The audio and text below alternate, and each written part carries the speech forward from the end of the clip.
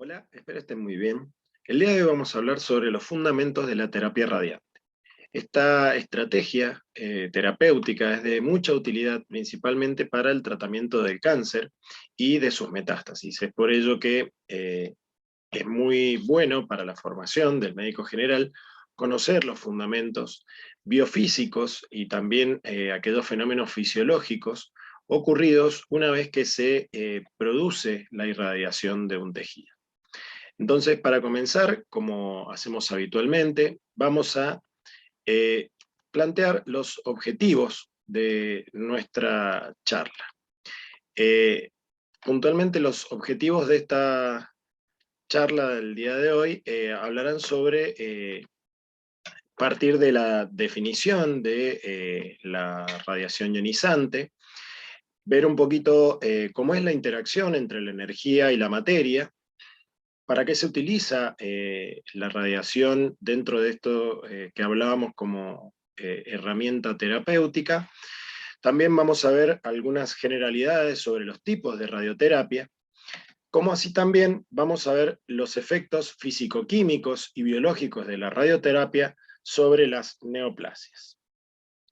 Por otro lado, vamos a hablar sobre las determinantes de la radiosensibilidad, las lesiones secundarias al uso de la radioterapia, y vamos a finalizar esta charla comentando algunas cuestiones que son importantes frente al potencial riesgo de exposición a la radiación durante el embarazo. Entonces vamos a iniciar hablando un poquito de lo que son los antecedentes históricos. Röntgen, allá en el año 1895, mientras hacía circular electricidad a través de un tubo de Crookes, que ya lo vimos en la charla anterior de diagnóstico por imágenes, es la ampolla de vidrio cerrada al vacío que permite la emanación de rayos X, como ya vimos en el fundamento, a partir de hacer correr eh, eh, energía eléctrica que llega a un filamento de tungsteno. Eso produce una nube de electrones que al entrar en contacto con el cátodo presente en una placa metálica, produce la emisión de calor y de radiación X. ¿Sí? Esto lo vimos en los fundamentos del radiógrafo. Pero ya en este año él advertía la fluorescencia en un trozo de papel cerca de la fuente. Entonces analizó la atenuación e intensidad de esta fluorescencia, indicando que cuando la distancia se duplicaba, la intensidad se dividía por 4. Esta ley se la denominó ley del inverso de los cuadrados, y fue una de las primeras aproximaciones teóricas respecto a la energía radiante. Por otro lado, en 1896 ya se toma la primera radiografía en la Universidad de Pensilvania. Becquerel es el investigador que observó el oscurecimiento de placas por sales de uranio, concluyendo que estas sales emitían de una manera espontánea irradiación. ¿Sí? Estos resultados se los comunica al matrimonio Curie, los cuales desarrollan, caracterizan y encuentran nuevas sustancias que son radiactivas, como el torio, el polonio y el radio. Para ellos, en conjunto, en el año 1903 se les otorgó el Premio Nobel de Física por estos descubrimientos. En el año 1911, Rutherford demostró que las radiaciones emitidas por sales de uranio pueden ionizar el aire y producir la descarga de cuerpos cargados eléctricamente. Esto permitió a Rutherford teorizar la existencia de los neutrones en el año 1920, cuestión que demostró Chadwick en el año 1932. Y luego de esto, Fermi descubrió que ciertas radiaciones emitidas en fenómenos no muy comunes de desintegración son en realidad neutrones, y todo esto fueron los primeros pasos de la potencial aplicación de esta emisión de radiaciones para el tratamiento de enfermedades que en ese momento no se conocía ninguna otra intervención salvo la quirúrgica. La radiación ionizante, lo que podemos decir es que es una forma de tratamiento en la cual se emplean radiaciones con el objetivo de erradicar un tumor con una mínima evidencia de lesión estructural o funcional en los tejidos normales adyacentes, ¿sí? Esto también puede servir como un tratamiento paliativo, ¿sí? Ya vamos a ver las formas que puede tener la radioterapia, pero como conceptos teóricos generales, lo que podemos decir es que se considera radiación ionizante a toda radiación electromagnética o particulada cuya energía es igual o superior a los 10 kilo electronvoltios, ¿sí? Esta es la energía mínima necesaria para producir una ionización de la materia. Son radiaciones directamente ionizantes aquellas que poseen carga eléctrica neta, como las partículas alfa, presentes en la ionización del helio, los protones, los electrones o los negatrones. En cambio, son indirectamente ionizantes los neutrones y las radiaciones electromagnéticas. La unidad de absorción, vamos a hablar del Gray como unidad relacionada a la absorción. Ya vamos a ver cómo vamos a definir ciertos parámetros, que equivale a una deposición de energía de 1 joule por kilo de masa, ¿sí? Lo cual es equivalente a un Gray a 100 radianes, ¿sí? O lo que es igual, un radian igual a un centigray, ¿sí? En radiobiología se emplea un factor de corrección denominado efecto biológico relativo, y ya vamos a ver que siempre es una forma de expresión en la cual el Gray, ¿sí? Que es la corriente por unidad de masa, se la relaciona con otro fenómeno, ¿sí? Ya vamos a ver para qué me va a servir esto. La unidad característica es el Sievert, ¿sí? También en nombre a su descubridor, ¿sí? Esto es lo que les comentaba en cuanto a las magnitudes para cuantificar los efectos de la radioterapia, cuestión que profundizarán más adelante en su carrera, cuando vean tratamientos oncológicos y también algunas características de diagnóstico por imágenes, cuando estén haciendo sus cursados del ciclo clínico. Pero lo que podemos decir es que la dosis absorbida, como habíamos dicho, era la energía absorbida por unidad de masa, ¿sí? Esto es el Gray. La dosis equivalente, nos vamos a referir a dosis equivalente cada vez que hablemos de dosis absorbida ponderada por el factor de ponderación de la radiación, ¿sí? Esta unidad es el Sievert, al igual que la dosis efectiva, la cual será una dosis equivalente ponderada por el factor de ponderación del tejido, ¿sí? Entonces, siempre uno puede relacionar la dosis absorbida con, o realizar una ponderación en cuanto a la radiación o a las características del tejido, y en esto estaremos hablando de el Sievert como unidad.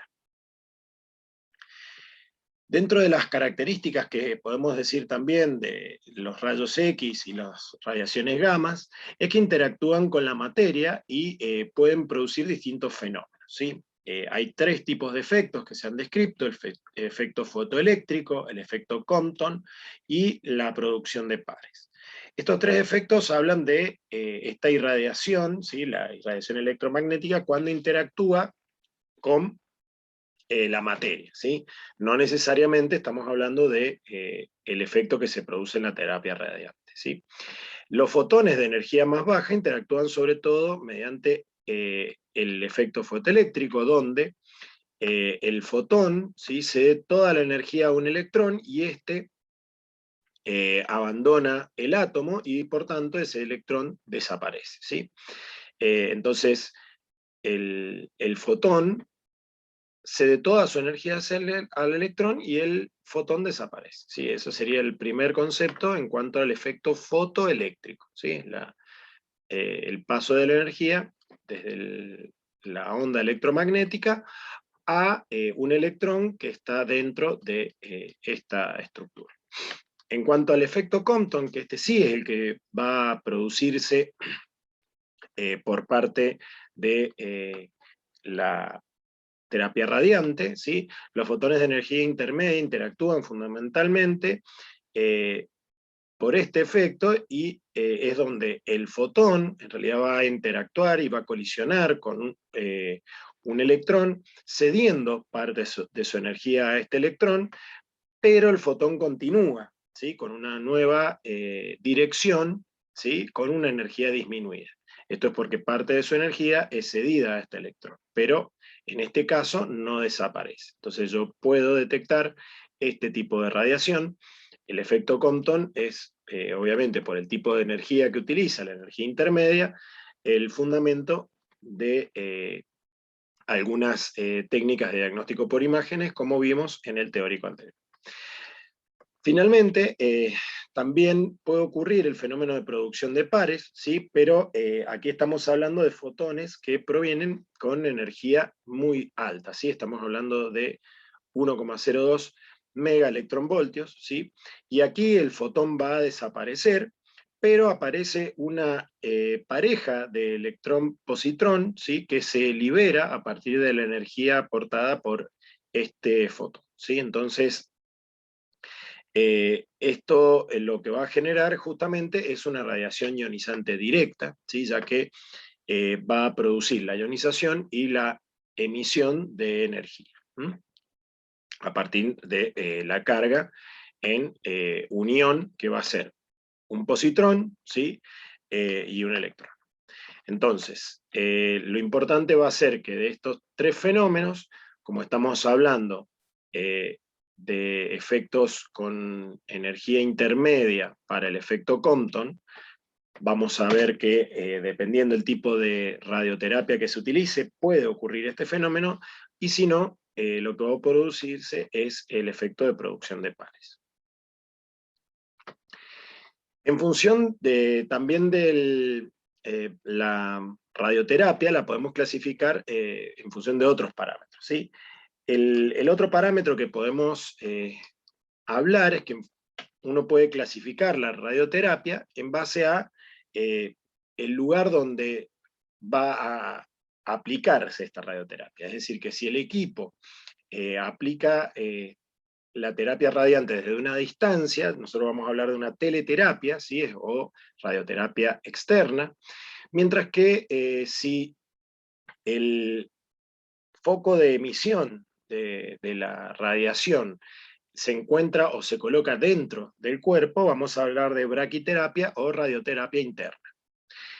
Según la secuencia temporal, también se puede dividir en una radioterapia exclusiva, ¿sí? Cuando es el único tratamiento que se va a utilizar para algún tipo de cáncer.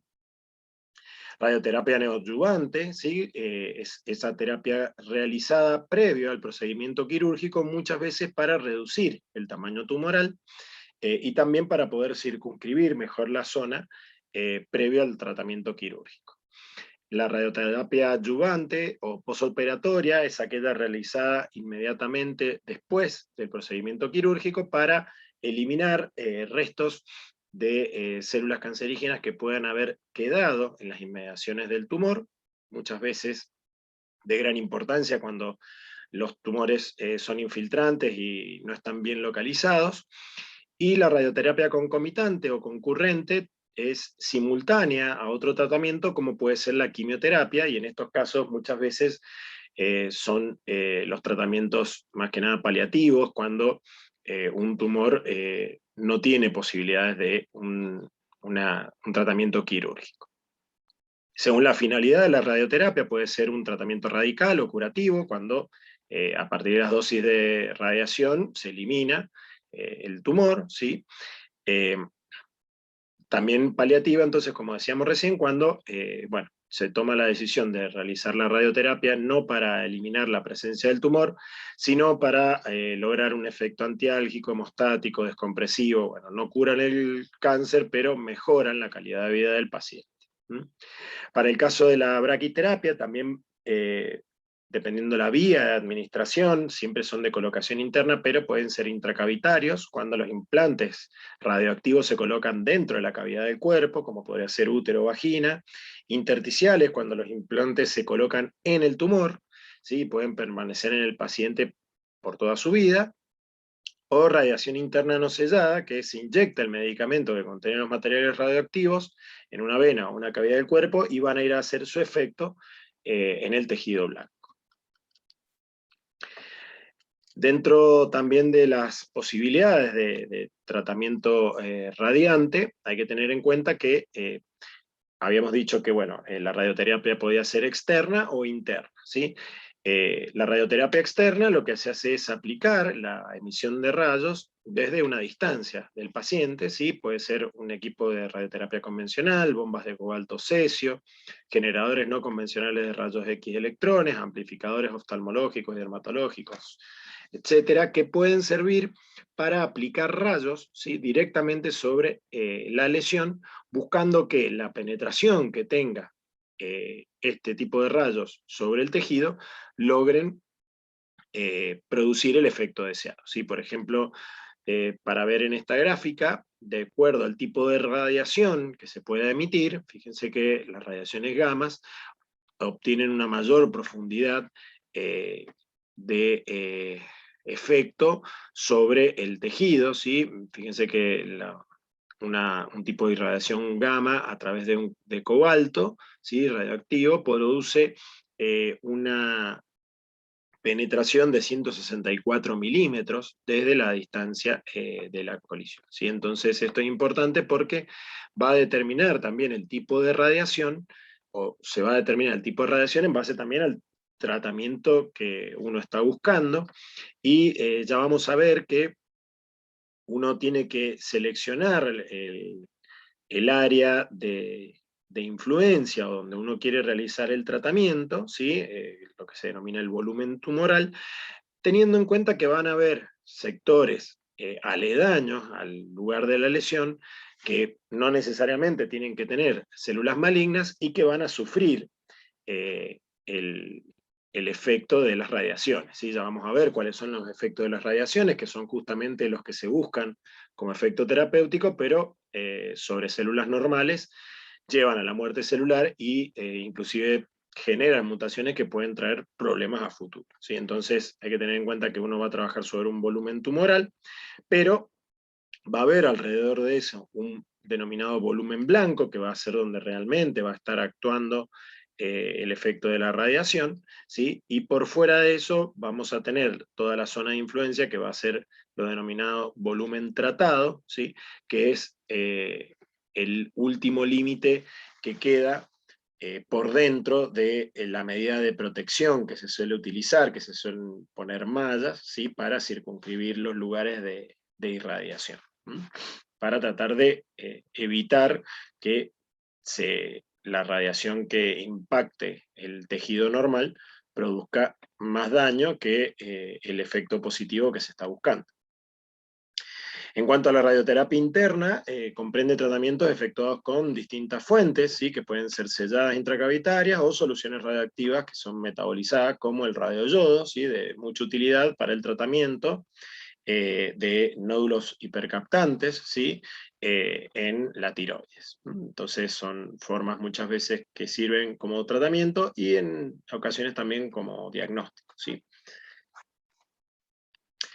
Los efectos de la radioterapia nosotros los vamos a poder diferenciar en los efectos, bueno, que uno va a buscar y los efectos que uno no busca, pero que igual ocurren porque estoy eh, con cierta incapacidad de regular la cantidad de tejido que se va a irradiar. Entonces yo no puedo delimitar que se irradie exclusivamente una zona patológica, sino que va a haber un área de influencia donde voy a tener el efecto de la radiación, que puede tener sus consecuencias patológicas para el paciente a futuro, ¿sí? Entonces, lo importante va a ser que vamos a tener algunos efectos físico-químicos que veremos enseguida y los efectos biológicos, ¿sí? Que básicamente lo que uno busca dentro del efecto biológico es la muerte celular, ¿sí? La muerte celular de una lesión cancerosa, pero que la consecuencia también para los tejidos aledaños puede ser que haya algún efecto de tipo oncogénico, ¿sí? A mediano o largo plazo, o también efectos teratológicos con malformaciones que puedan producirse, por ejemplo, en un feto. Entonces, estos efectos que no son los buscados, pero que pueden ocurrir, se los denominan estocásticos, y los determinísticos son los que uno busca, ¿sí? a partir de un umbral y de cierta dosis que se le va a aplicar al paciente en la radioterapia, ¿sí? Y estos efectos van a ser inflamatorios, atróficos, fibróticos, necróticos, ¿sí? Pero, nuevamente, esto es lo que uno en general va a buscar y sabe que va a ocurrir cuando aplica este tipo de terapia. En cuanto a los efectos de la radioterapia, otra cuestión importante será qué alternativas yo tengo para regular esta transferencia de energía al tejido para obtener el mejor resultado sin exceder en la profundidad, principalmente cuando yo estoy haciendo una teleterapia, o también cuando estoy haciendo una braquiterapia, pero que no se regula correctamente la emisión del isótopo radioactivo que se va a utilizar, ¿sí? Entonces, la radiación aporta energía durante su paso a través de cualquier medio natural, ¿sí? Y esto se lo denomina transferencia lineal de energía, ¿sí? O LED también. Lo cual significa solamente que es la cantidad de energía cedida por una partícula ionizante, ¿sí? Durante su recorrido. Entonces, en general, uno puede hablar de cuando para ciertas radiaciones van a tener alta transferencia lineal de energía, y hay otras radiaciones que tienen baja transferencia lineal de energía. ¿Qué es lo importante? Que aquellas radiaciones que tienen baja transferencia lineal de energía logran una mayor profundidad, ¿sí? O una mayor penetrancia en el tejido. Aquellas que son de baja transferencia lineal de energía son radiaciones como los rayos X o los rayos gamma, mientras que las radiaciones provenientes de protones, neutrones, deutrones, son de alta transferencia lineal de energía y por tanto logran poca penetrancia en el tejido. Es decir que para una situación, por ejemplo, de teleterapia, si la lesión es superficial, yo puedo utilizar alguna estrategia con alta LED, mientras que si la lesión está en la profundidad, yo voy a tener que atravesar tejidos que son sanos y por tanto me va a ser de mejor utilidad llegar a la lesión a partir de la utilización de rayos X o rayos gamma que tienen baja transferencia lineal de energía. ¿Por qué? Porque logran profundizar mejor en el tejido, ¿sí? Logran llegar a mayor profundidad. Además de los efectos debido al tipo de energía que se utiliza, vamos a tener fenómenos derivados de el efecto que se va a producir, que van a ser a menor plazo y a mayor plazo, ¿sí? A menor plazo van a ser obviamente los efectos físico-químicos, que van a ser los que primero se van a producir al momento de la exposición a la radiación ionizante, y posteriormente de estos fenómenos físico-químicos van a aparecer los fenómenos biológicos, ¿sí? Que van a ser más dependientes de también que se afecte la replicación celular, ¿sí? Entonces vamos a tener efectos más tempranos y efectos más tardíos. Dentro de lo que son los efectos físico-químicos vamos a tener algunos directos, ¿sí? Cuando la absorción y los efectos tienen lugar a nivel de macromoléculas, es decir, que se aplica la terapia radiante y esa energía afecta a sustancias importantes como proteínas, ácidos nucleicos, lípidos, afectando el funcionamiento normal de las células, ¿sí? Yo eso es lo que busco, es que, por ejemplo, las células de un tumor que se están replicando no tengan los sustratos adecuados, ¿sí? O altere yo el funcionamiento de los mismos para que no tenga una normal funcionalidad. Por otro lado, hay otros efectos indirectos físico-químicos que también van a afectar a la célula, y es que las células tienen gran proporción de agua en su interior.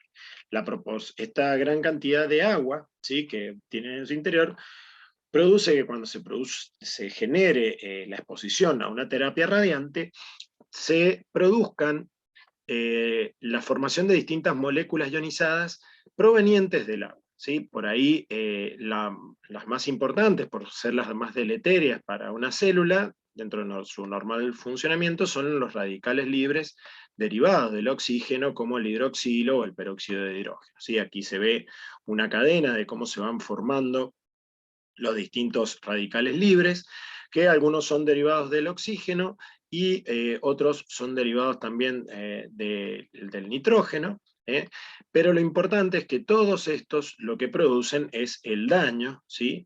Y la alteración en el normal funcionamiento celular. Entonces esto es lo que yo voy a buscar de manera más inmediata cuando aplico la terapia radiante. Por otro lado, yo voy a tener los efectos biológicos. ¿Qué es lo que yo busco cuando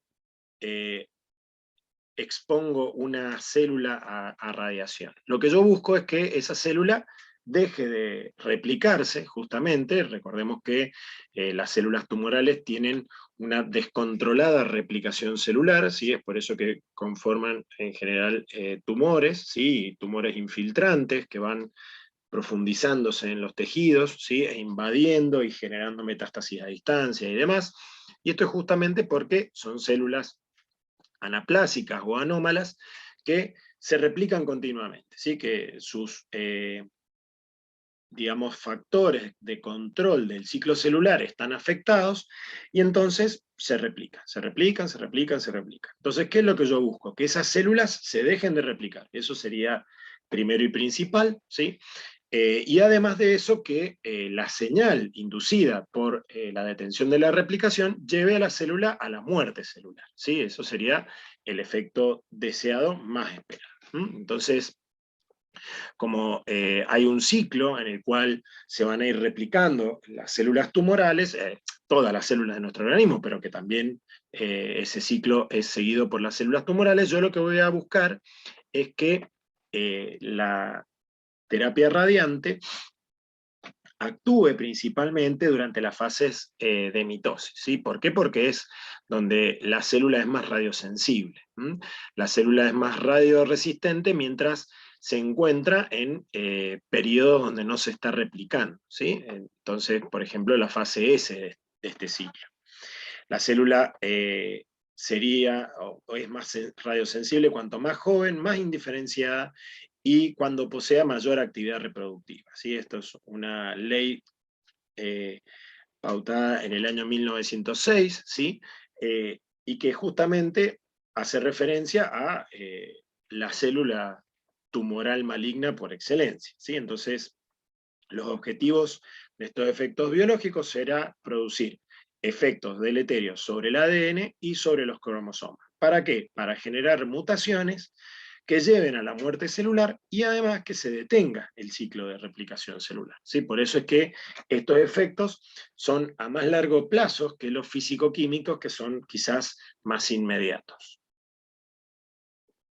¿Por qué yo digo que vamos a tener efectos que son más a largo plazo? Porque los efectos principales sobre la célula cancerosa será la inducción de apoptosis o de muerte celular programada, la detención del ciclo celular, ¿sí? O la diferenciación terminal, es decir, que esa célula ya no se siga replicando, ¿sí? Y la destrucción de la célula por muerte mitótica, es decir, que yo voy a buscar este triple objetivo, ¿sí? Cuando utilice la radioterapia sobre células cancerosas.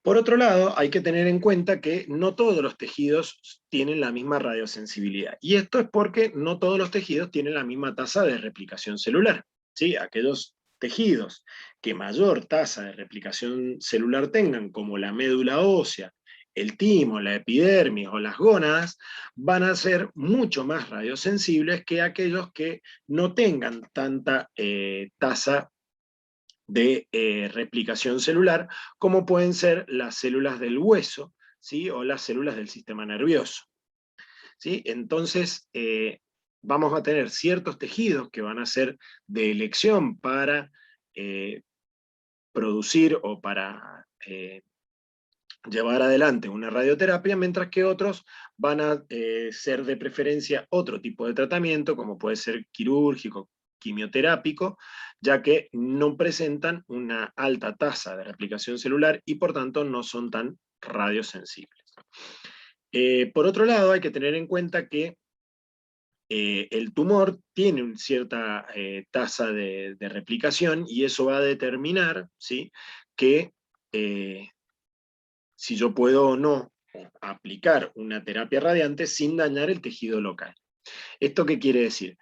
Que yo puedo tener una gónada con un tumor maligno. Si ese tumor maligno no tiene una tasa de replicación tan alta, una tasa de replicación celular tan alta como que supere mucho, digamos, la replicación celular normal de la gónada, van a estar muy cercanos el efecto necesario de radioterapia para producir la muerte de las células tumorales, de lo que va a ser la curva, ¿sí?, umbral del tejido normal. ¿Esto qué significa? Que yo voy a tener que aplicar una radioterapia que no solo va a afectar el crecimiento tumoral, sino que también va a afectar la sobrevida del tejido normal. Entonces, por eso siempre es bueno cuando estamos en presencia de un tumor que se diferencia y en mucho, ¿sí?, del tejido normal, para poder realizar una radioterapia, ¿sí?, dentro de lo que se puede decir eh, que es bueno, ¿no? Porque para ese caso vamos a estar hablando de células más anaplásicas que tienen más mitosis, más mutaciones, y por tanto va a ser un tumor mucho más agresivo, ¿sí? Pero dentro de las posibilidades terapéuticas, uno cuando se encuentra con ese tipo de tumor puede elegir la radioterapia porque puede aumentar la radiación a la cual se expone el tejido sin lesionar el tejido normal. ¿Mm? Afectar el tejido patológico sin alterar el tejido normal.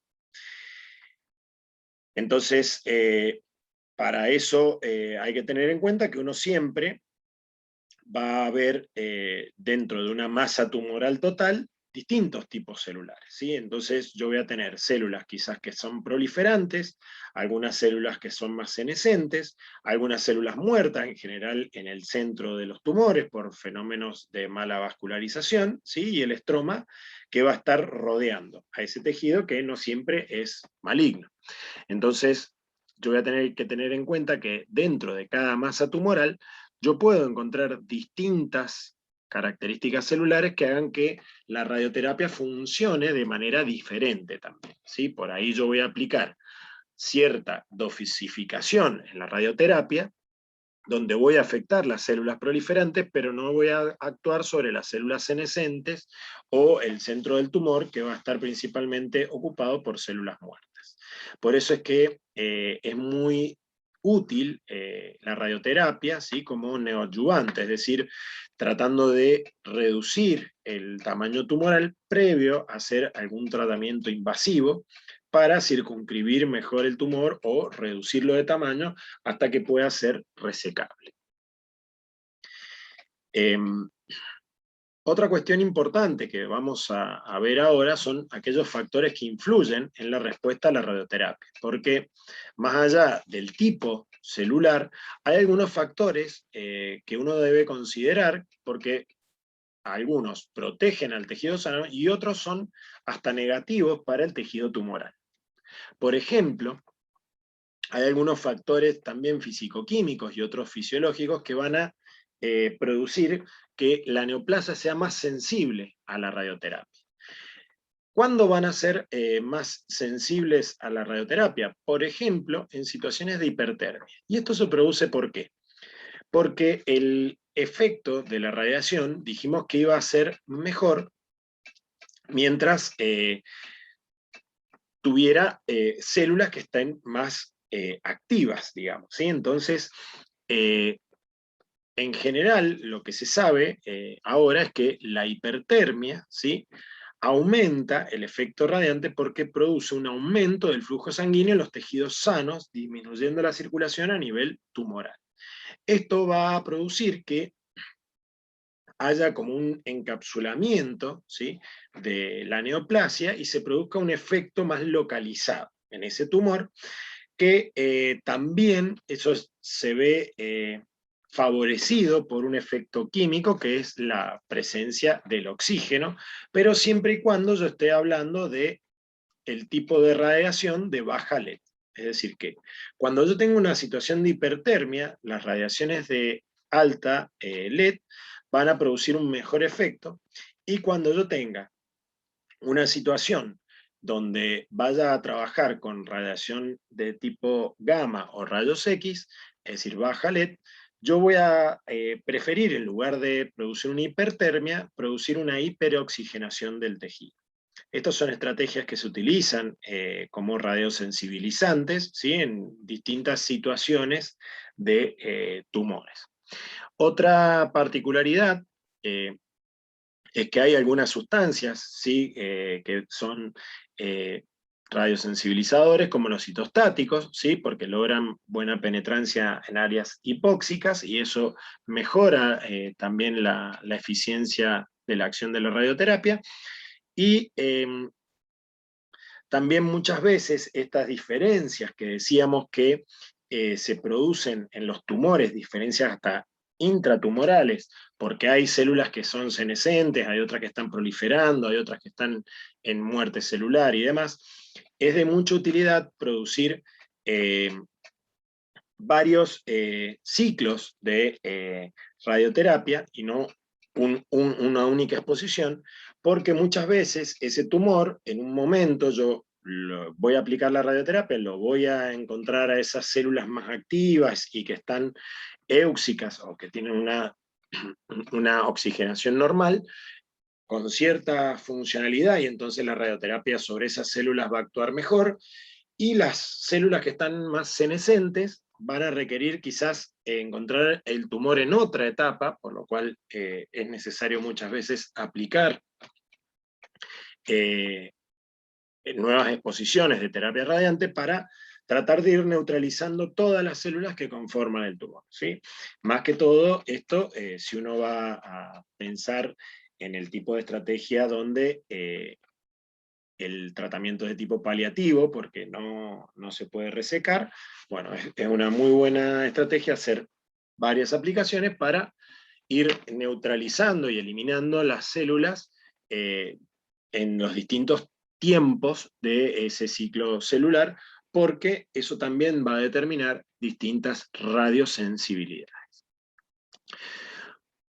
Bueno, muy bien. Para finalizar, lo que vamos a comentar así muy brevemente es cuál es la lesión secundaria a una radioterapia. Como se podrán imaginar, es una lesión, ¿sí? ¿Por qué? Porque justamente yo voy a exponer a un tejido vivo a una radiación.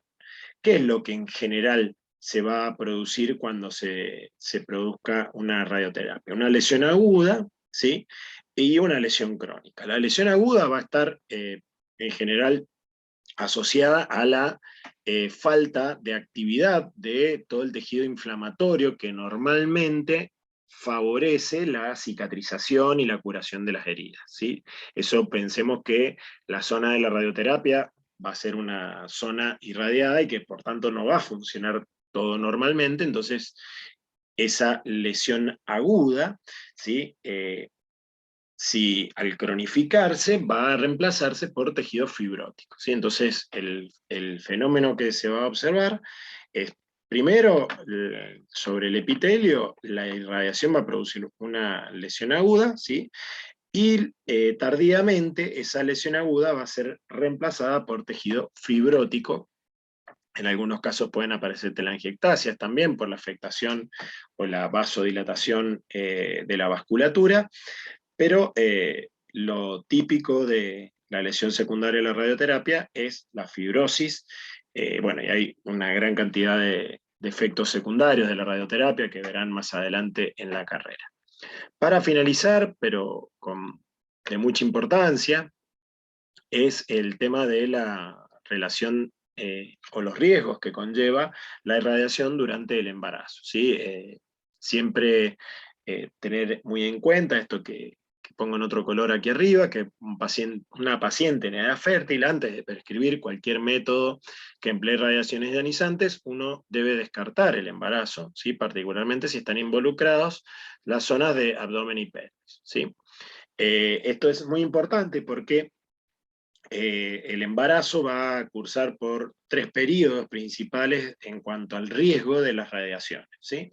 El primer periodo es el de preimplantación, donde la llegada de irradiación en una gesta que tenga menos de 15 días tiene un efecto que se denomina todo o nada, es decir, que va a producir el aborto espontáneo, ¿sí? Y la muerte del embrión, o el embrión va a continuar su curso. En esa etapa, como todavía está en preimplantación, no va a tener tanto riesgo de producir problemas a nivel de la organogénesis, es decir, teratogénicos, ¿sí? Cuestión que sí aparece entre las 18 y 38 días. ¿Por qué? Porque aquí tenemos gran cantidad de células que se están replicando y están conformando nuevos tejidos. Entonces, las mutaciones inducidas por las radiaciones, aunque sean bajas, son altamente riesgosas porque pueden producir efectos teratogénicos y malformaciones. Luego, ya en la etapa fetal, periodo que está previsto a partir de las 6 semanas hasta el parto, hablando de las radiaciones, ¿no? del riesgo de las radiaciones, es donde hay menor radiosensibilidad porque la mayoría de los tejidos ya se terminaron de formar. ¿Cuáles son los tejidos que no se han terminado de formar en esa etapa? Y siempre obviamente hablando más cerca de las 6 semanas que de la finalización del embarazo, es la maduración del sistema nervioso central. Entonces, ahí hay que tener en cuenta que los neuroblastos continúan durante mucho tiempo su diferenciación y por tanto son sensibles a las radiaciones y, bueno, es un tejido, obviamente, el de las neuronas que no se replica, por tanto, hay alto riesgo también de exponer a una mujer embarazada, independientemente del momento del embarazo, a un diagnóstico o algún estudio diagnóstico que utilice radiaciones, ¿sí? Ni hablar del riesgo que conlleva utilizar radioterapia, ¿sí? Que en algunos casos no queda más remedio por el hecho de patologías malignas que puedan afectar a la mujer, ¿sí? Pero sí, hay, como pueden verse aquí, es mucho más grave, ¿sí? Dependiendo la cantidad de irradiación que reciba la mujer, con el riesgo de aparición de malformaciones, retardo mental, directamente detenimiento en el crecimiento craneal. Bueno, dependiendo la semana de embarazo y el nivel de irradiación, es mayor el riesgo, por lo cual siempre se recomienda que ante la posibilidad de una mujer en edad fértil que pueda estar embarazada, mejor utilizar alguna otra técnica diagnóstica o confirmar o descartar el embarazo. Bueno, muy bien, eso sería todo. Muchas gracias por su atención.